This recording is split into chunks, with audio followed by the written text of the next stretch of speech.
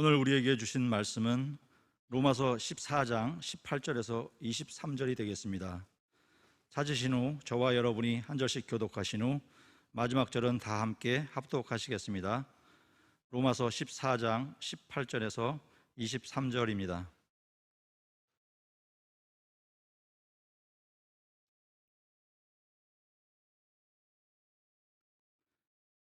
이로써 그리스도를 섬기는 자는 하나님을 기쁘시게 하며 사람에게도 칭찬을 받느니라.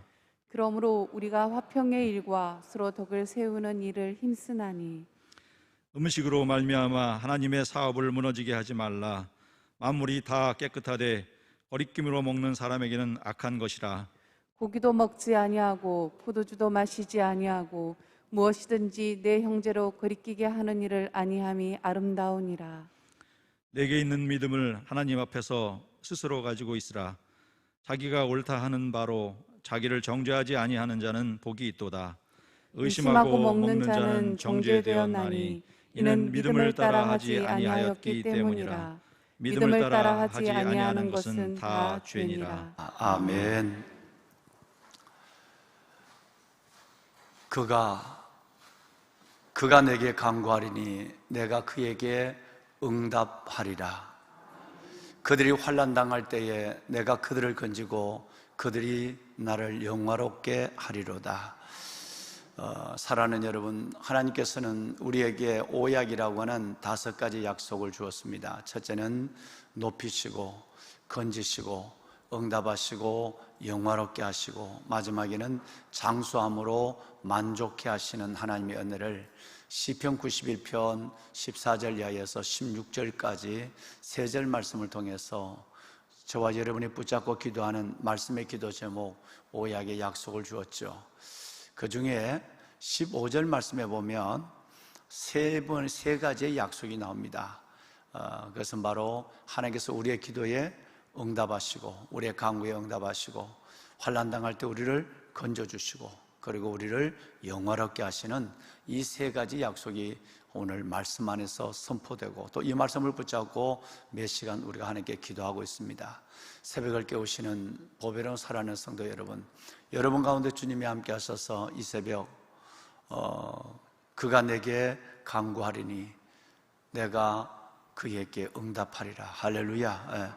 여러분이 간구하시는 제목마다 여러분 반드시 하나님께서 여러분에게 응답해 주시고, 또 여러분이 환난을 당하고 어려울 때 하나님이 여러분을 건져주시고, 세 번째는 오늘 말씀대로 여러분들을 하나님 안에서 영화롭게 하시는, 여러분의 생애와 삶을 복되게 하시는 하나님의 은혜가 새벽을 깨우고 성전에서, 가정에서, 처소에서 주를 기억하는 모든 분들에게 이 3가지 새벽의 약속의 은혜가 함께하는 기쁨이 있기를 주의 이름으로 축원합니다.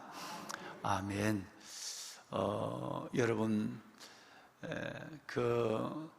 로마서 8장 여러분 28절 이하의 말씀에 보시면 여러분이 잘 아시는 하나님의 말씀을 우리가 공부하고 지나왔는데, 우리가 알거니와 우리가 믿거니와 우리가 보았거니와 우리가 확신하거니와 하나님을 사랑하는 자 곧 그 뜻대로 부르심을 입은 여러분들에게는 모든 것이 합력하여 선을 이루느니라.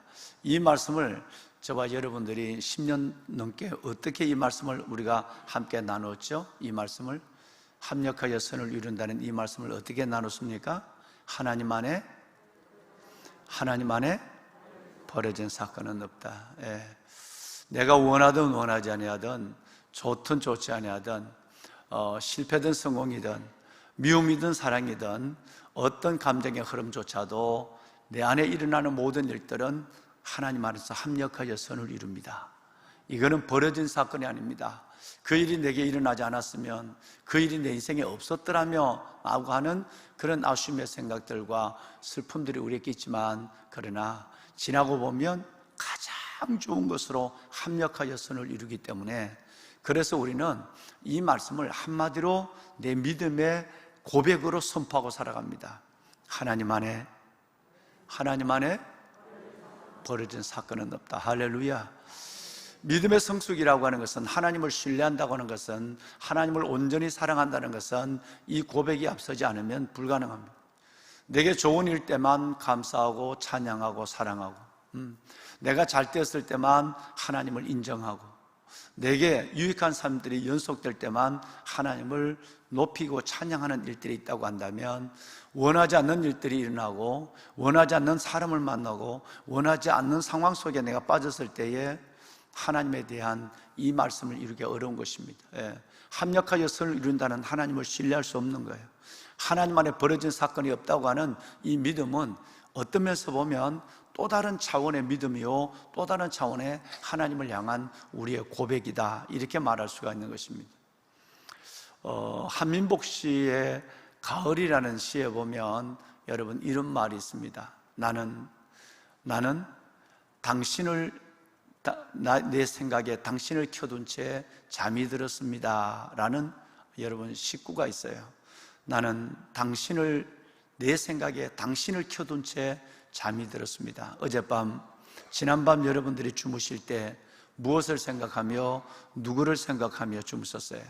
시적 표현으로서는 너무너무 아름다운 얘기죠. 나는 당신을 켜둔 채 잠이 들었습니다. 내 생각 속에 난 당신을 켜두고 잠을 잤다는 거예요.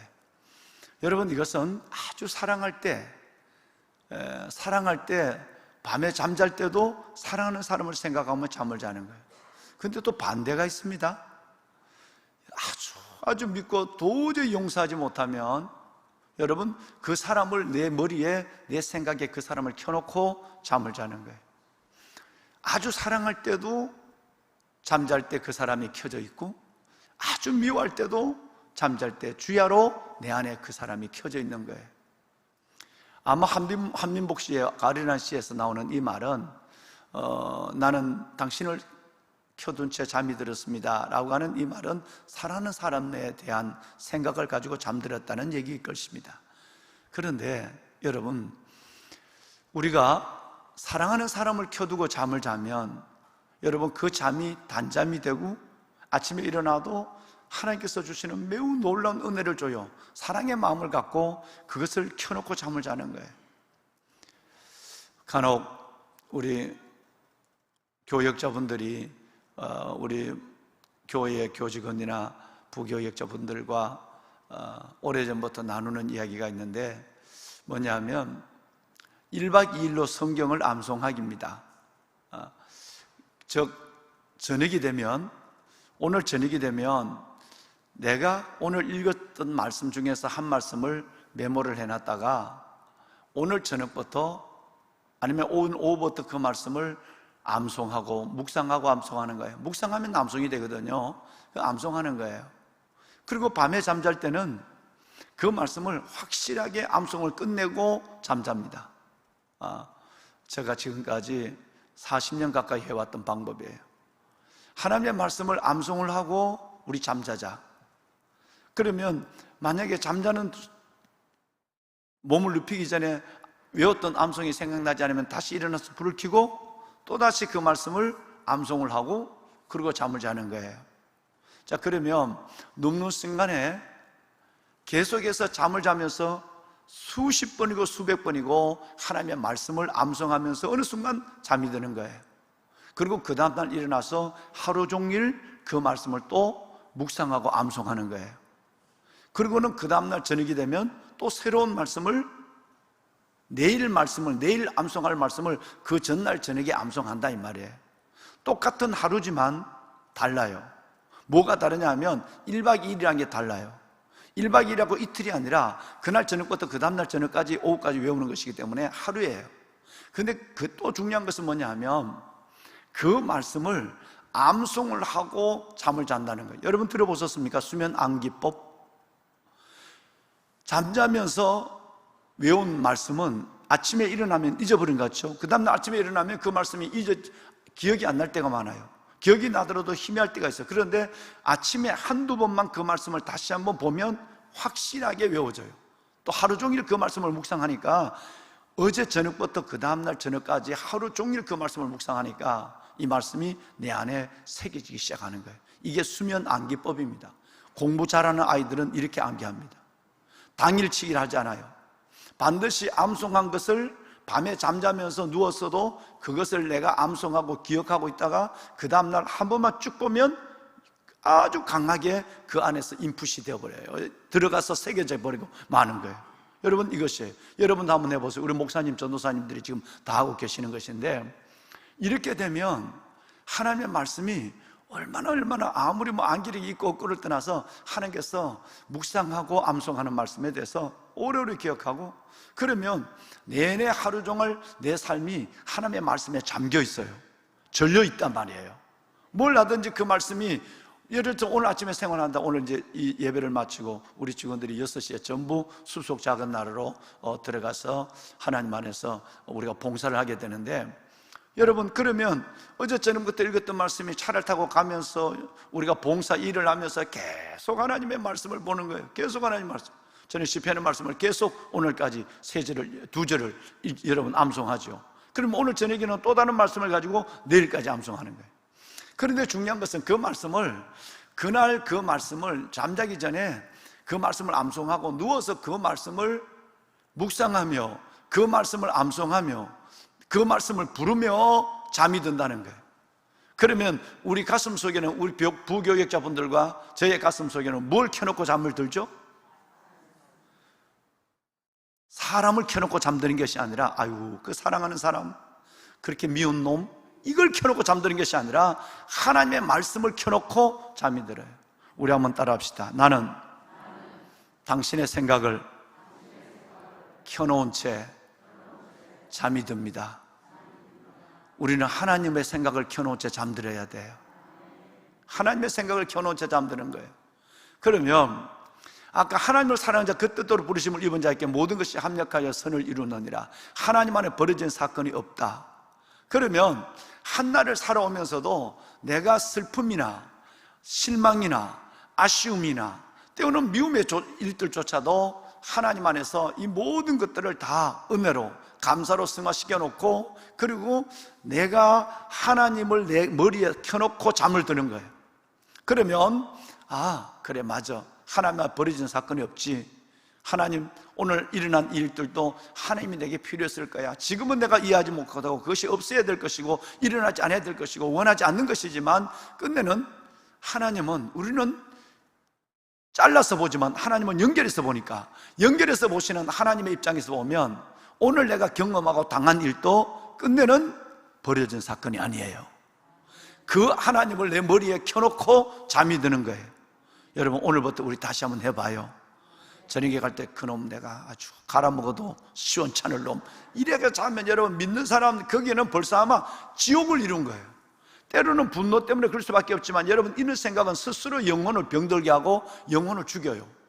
그리고 믿는 사람들의 용서와 사랑이라고 하는 것이 밤에도 내 안에서 작동되지 아니하고 미움과 증오가 작동되어서 잠을 잔다고 한다면 그 밤은 슬픈 밤이고 그 다음 날은 망친 날이 되는 거예요. 그렇게 그날이 연결되면 인생은 끝나는 거예요.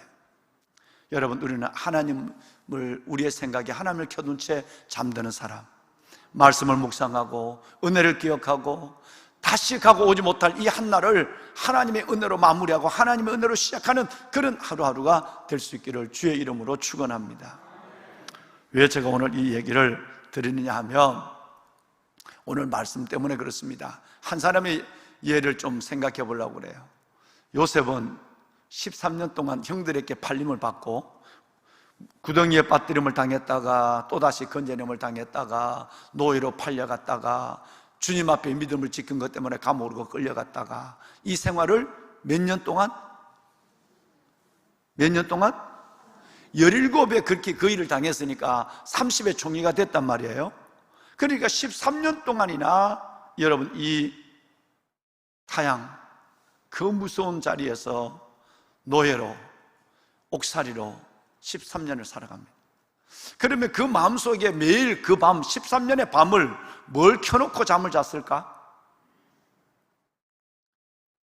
세 사람을 켜놓고 잠자기가 쉬웠겠죠. 첫째는 형들이에요. 형들이 팔았으니까. 루벤과 유다를 빼내놓고는 다, 이 형들이 합작해서 팔았으니까 루벤과 유다를 빼내놓고는 다 분노가 일어났어요. 한번 두고 보자. 내 꿈이 이루어지면 너희들 내가 당한 것에 배를 당하게 하리라. 이 마음이 있었을 거예요. 그렇지 않겠어요? 형들을 켜놓고 잠잤어요. 그럴 수 있겠죠? 두 번째는 여러분, 아버지를 켜놓고 잠을 잤을 거예요. 그렇죠? 아버지의 사랑을 남다르게 받았잖아요. 요셉이 채소 옷을 입고 얼마나 많은 사랑을 받았어요. 어떤 면에서 보면 동생 베냐민보다 더 큰 사랑을 받았단 말이에요. 그러니까 그 아버지의 사랑, 그 아버지의 사랑은 잊을 수가 없죠. 그러니까 아버지가 그렇게, 고향과 아버지가 내 머리에 끌 수가 없어요. 그 고향, 밤마다 고향이 생각나고 아버지가 생각날 수밖에 없는. 세 번째, 생각나는 사람은 누굴까요? 나를 이 감옥에 집어 던져 놓은 그 여자, 누구죠? 보디발의 아내, 이름 없는 그 여자. 아마 이 시간은 그다지 길지 않았을 거예요. 뭐 베냐민도 생각나고 누구도 생각나긴 났지만, 나를 이 인생의 구렁텅이에 집어 던져버린 형들과 보디발의 아내, 그리고 보고 싶은 동생과 아버지, 고향, 이런 일들을 켜놓고 잠을 잘 수밖에 없었을 거예요. 인간인지라 이 생각이 일어나지는 것을 부인할 수 없었을 거예요. 그러나 그렇지 않았어요. 요셉은 철저하게 이런 것들을 꺼버렸어요. 증오하는 인간의 그 모습도, 생각도 꺼버리고, 보고 싶은 아버지도 애써 생각나지만 껐을 거예요. 단 하나만 생각했어요. 하나님만 켜놓고 잠들었어요. 그 증거가 어디 있느냐고요? 여러분, 증거가 있습니다. 요셉이 형들을 만났을 때, 요셉이 그 전에 바로왕 앞에 나왔을 때, 감옥에서 끌려나서 목욕하고 머리를 깎고 수염을 깎고 바로왕 앞에 갔을 때 제일 먼저 한 말이 뭐냐면, 하나님이 하셨습니다. 할렐루야. 여러분, 마음에 있는 것들을 예수님 말씀처럼 입으로 나오게 되는 거예요. 속에 있는 것이 사람을 더럽게 하고, 속에 있는 것을 사람을 깨끗하게 하는 거예요. 그러니까 내 안에 있는 것들이 나와요, 무의식 중에. 그러니까 그 사람의 말을 들어보면 그 사람의 속을 알고, 그 사람의 말을 들어보면 그 사람의 미래가 보이는 거예요. 그러니까 그 사람 말 안에 과거와 미래가 들어있다는 거예요. 그러니까 요셉이 바로왕 앞에 섰을 때 제일 먼저 하나님을 믿지 않는 그 바로왕 앞에 하나님이 하나님이란 말을 했어요. 나중에는 형들을 만났어요. 근데 그 원수 같은 형들이 내 눈앞에 있어요. 그 눈앞에 있는 형들을 봤을 때 요셉의 마음이 어땠을까요? 나중에 요셉은 창세기 45장에 4번 나와요. 5절, 6절 빼고 7, 8, 9 4번에. 창세기 45장 5절, 7절, 8절, 9절 이 네 군데 보면 요셉이 형을 만났을 때, 형 13년 전의 일이지만 한번 짚고 넘어가자. 진짜 그럴 수 있어? 내가 다 들어서 루벤 형하고 유다 형은 빠지고 나머지는 나 진짜 힘들었어. 인간적으로 얘기하면 원수 갚는 것이 아니라 나 죽이고 싶었어.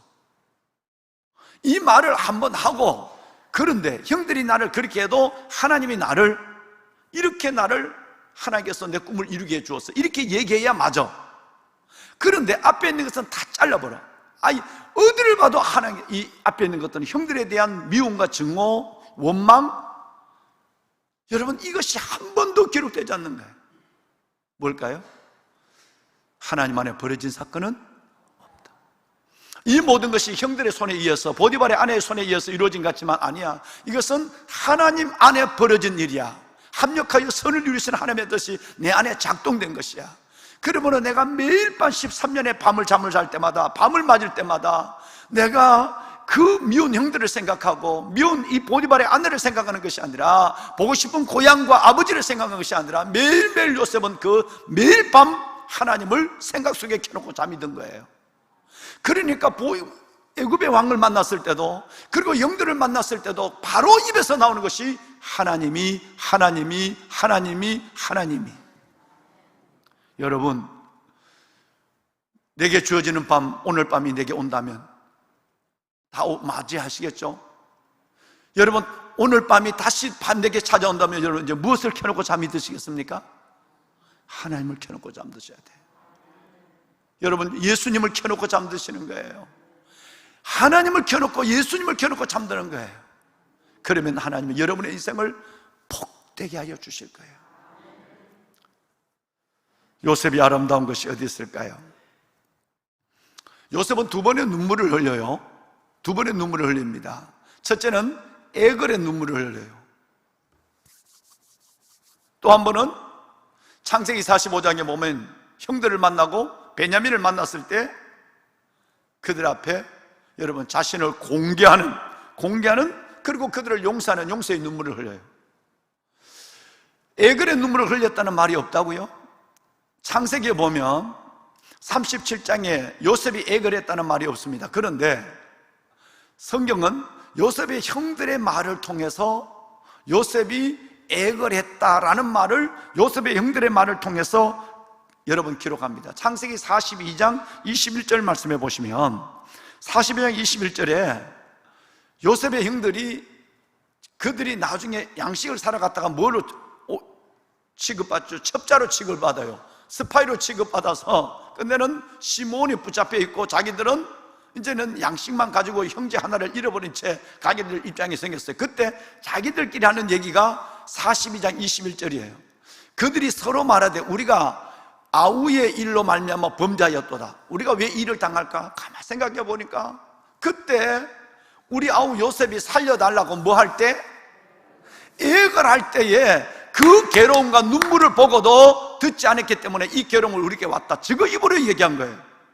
창세기 37장에는 그 상황에는 애걸했다는 말이 없지만 형들의 말에 스스로 여러분 요셉이 얼마나 살려달라고 형 다시는 안 그렇게 살려달라고 애걸했는가 하는 것을 보여주고 있는 거예요.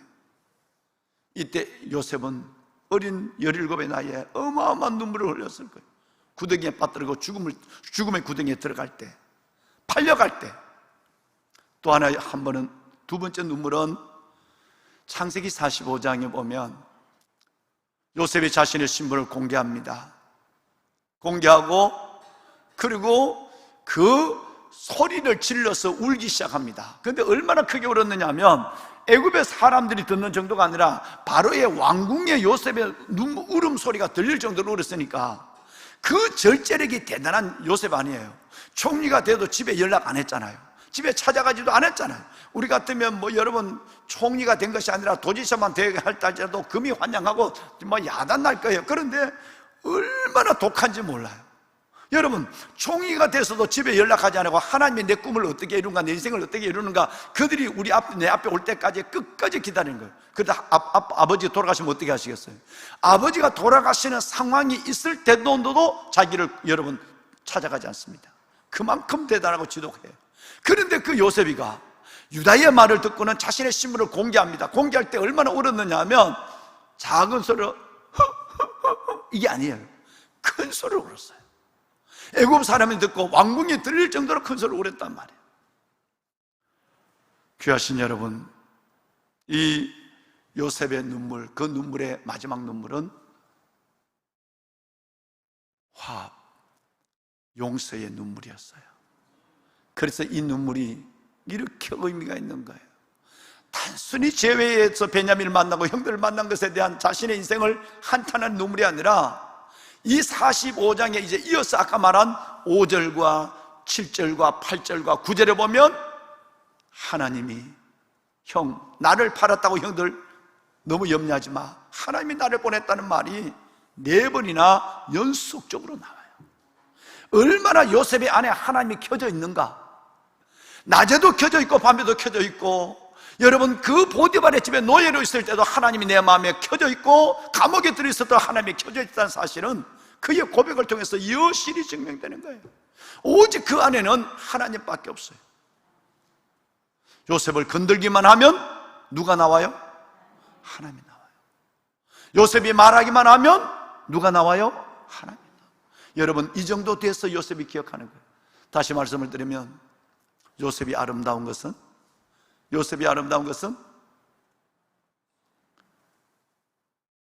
천하를 호령하는 성공한 권력자라는 데 있지 않습니다. 보통 요셉이라면 뭘 기억할까 물어보면 각자 마음이 달라요. 요셉은 촌에서 있다가 꿈대로 총리가 되었습니다. 주일학교 아이들은 이 대답이 대부분이에요. 근데 여러분이 만약에 이 대답을 한다면 그거는 어떤 면에서 보면 여러분 답지 않는 거예요. 하나님이 요셉의 아름다움이 꿈대로 요셉이 총리가 됐다는 데 아름다운 것이 있는 것이 아니라 요셉의 아름다움을 우리는 다른 데서 볼 수 있어야 여러분다운 것이고 믿음의 연조다운 것이고 은혜의 깊이가 있다 하는 얘기예요. 그것은 첫째가 뭐냐면 요셉의 이 아름다움은 여러분 성공한 권력자가 됐다는 데 아름다움이 있는 것이 아니에요.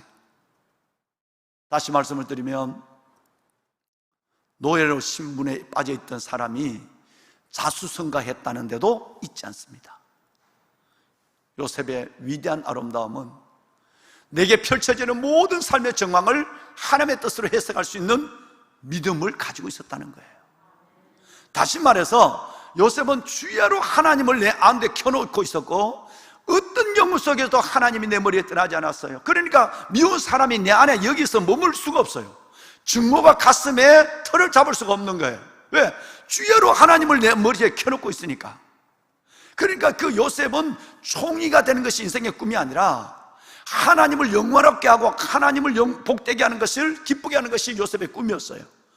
그래서 요셉은 뭐 성공했다가 최고의 권력자가 되었다, 말로 몇 사람을 죽일 수도 있고 살릴 수도 있는 애굽의 여러분 그 2인자가 되었다, 뭐 이런 것이 있는 것이나 노예로 있다가 자수성가해서 성공했다 이것에 있는 것이 아니라 이 요셉에 있어서 진짜 아름다운 것은 뭐냐면 바로 하나님 안에 버려진 사건은 없다. 어떤 순간에도 하나님을 기억하고 살았다는 거예요. 또 하나는 요셉은 하나님의 섭리에 그러기 때문에 부복할 줄 알았고 하나님의 뜻에 순종할 수 있는 믿음을 가지고 있을 겁니다. 하나님, 모든 것이 하나님 안에 버려진 사건이 없다고 생각하고 모든 것이 하나님 안에 있다고 생각하는 이 요셉은 이제는 하나님의 그 놀라운 섭리에 그렇게 생각하니까 내가 감옥에 가더라도 그 하나님의 뜻에 부복하는 거예요. 왜? 하나님 안에 버려진 사건이 없다는 이 요셉의 마음속에는 내게 펼쳐지는 삶의 모든 정황은 다 하나님의 뜻이라고 생각하니까 그 뜻에 부복하고 하나님의 그 뜻에 순종하는 마음이 자연스럽게 어릴 때부터 17 나이로부터 어릴 때부터 이것이 배겨 있는 거예요. 여기에 요셉의 아름다움과 위대함이 있다는 거예요. 이번 주일 낮에 제가 잠시 이 말씀을 언급하겠습니다만은 그 새벽에 깨우는 분들은 참 저는 여러분들이 복되다고 생각해요. 왜냐하면 따끈따끈한 말씀을 제일 먼저 받아 먹어요. 빵집에 가도 그저께 우리 지난 목요일 화요일 날인가요? 우리 교직원들 성도분들이 주신 이 뭐예요? 올리브 기름하고 발사미가 하나 있길래 이걸 우리만 내 집사람과 내만 먹으면 1년 먹어도 돼. 그래서 이거 우리 직원들 다 해서 빵을 좀 많이 사오라고. 그래서 올리브 기름에다가 발사미, 까만 발사미 좀 넣어서 꾹 찍어 먹으면 맛있어요. 아마 생각만 해도 침이 넘어가. 꼭 찍어서 이렇게 먹어. 또 젊은 분들이니까 얼마나 또 맛있겠어요. 한 번씩 그렇게 해요. 근데 이번에 지난 주간에 무슨 요일인가 했는데 빵을 9시에 브레이드 미팅을 하기로 아침겸 빵을 먹으면서 우리 시간을 갖기로 했는데 그 전날 행정실에서 빵을 사놨다고 그래요. 아이고, 그날 새벽에 나오는 따끈따끈한 그날 빵을 사와야지. 뭐 어디 가니까 뭐 빵이 좋은 빵이 있다고 해서 그 전날 샀다고 해서 내가 빵을 같은 가시면 살 바에는 요즘 빵은 7시도 나오거든요. 7시에 빵집에 가면 나와요. 그러니까 오늘 아침에 구워낸 빵과 어제 나눠놨다가 구웠다가 팔다 남은 빵은 생각의 차이가 아니라 맛의 차이예요. 따끈따끈한 빵, 따끈 안 해도 돼. 1시간 지나도 돼. 그래도 구워서 그 시간에 1-2시간 전에 구워서 나온 빵이 어제 나온 빵보다 맛있어요, 맛없어요? 말하면 바보지. 말하면 바보지. 여러분, 어제 있는, 그런데 우리 행정실에는 그 전날 빵을 사갖고 왔다는 거예요. 그러다 먹다가 모자라니까 또 가서 그날 빵을 사고 들어오더라고. 그래서 아직도 빵 맛을 모르는 사람들이다. 내가 그랬어요. 빵을 모르는 여러분, 나는 새벽에 여러분들이 난 참 복되다고 생각해요. 왜냐하면 주일날 말씀을 가지고 정해놓고 말씀을 준비하고 숙성하는 말씀을 대부분 새벽에 나온 분들에게 내가 이렇게 맛보기를 보여 드시게 해요. 여러분 얼마나 복되시겠어요? 그렇죠? 안 그런가요? 다음 주에 제가 요셉의 신앙에 대해서 슬쩍 지나갑니다. 임재 신앙에서 섭리 신앙으로 요셉의 신앙이 바뀌어요. 자, 이제 한 분 지나가서 여러분들 무슨 신앙에서 무슨 신앙으로 바뀌어요? 섭리 신앙으로 바뀌어요.